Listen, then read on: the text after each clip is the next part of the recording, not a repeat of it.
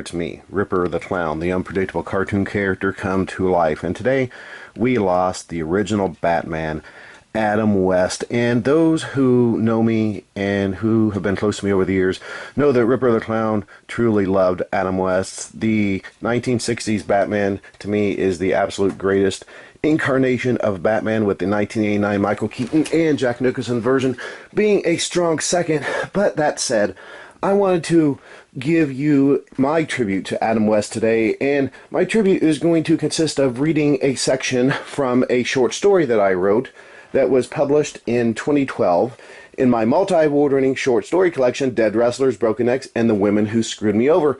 And the name of this particular story is called Us versus the Russian Mafia. This story, this story discusses my real-life encounter with the Russian Mafia in a bar, juxtaposed with a phone call that I received from Adam West. And the story discusses my love of Batman and my love of that 1960 show and how it affected and influenced my life watching it during the 80s as a kid. And again, juxtaposed with meeting the real villains, the actual reality-based evil villains in the Russian Mafia.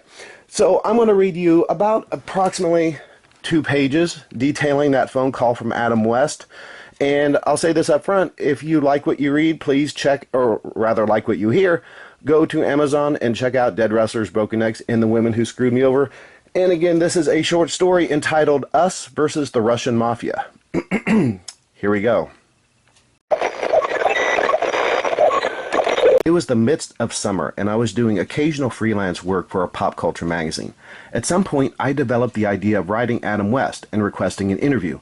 Knowing West was probably inundated with similar requests, I didn't put much hope in my query, and after sending the letter off to West's address, I didn't give it much thought.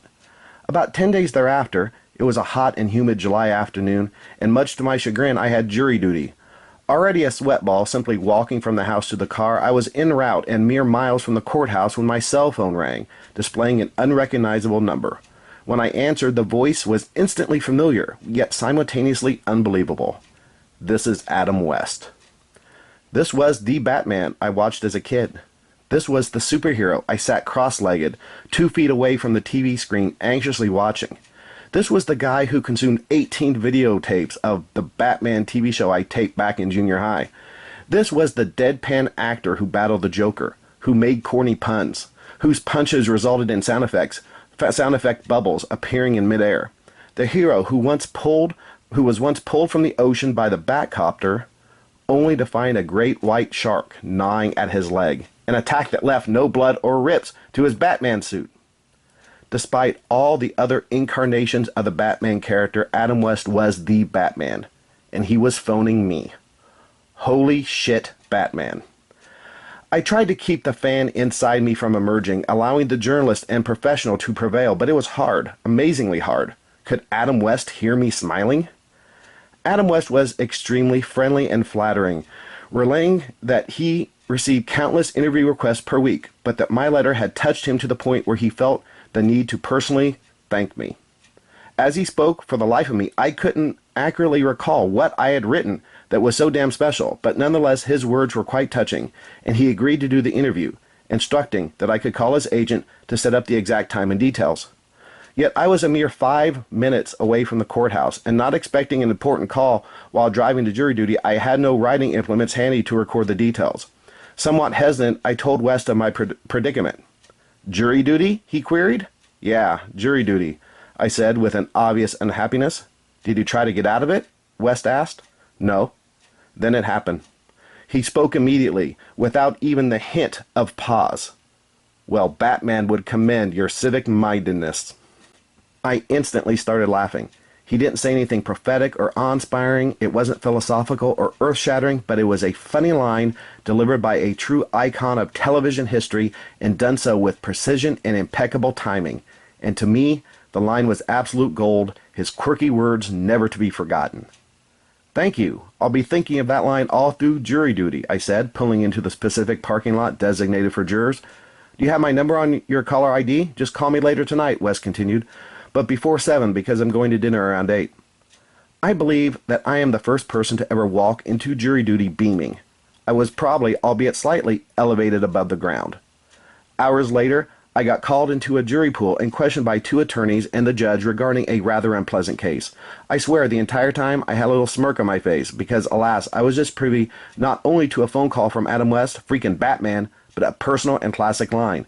In retrospect, I'm sure I could have gotten out of jury duty rather easily had this series of questions arisen. The judge: potential juror number 2, what are you smiling at? Me: are you talking to me, Your Honor? The judge: yes, you. Why are you smiling during jury selection for such an offensive case against humanity? Me: Your Honor, you see, I'm not smiling because of the case. Really, I'm not.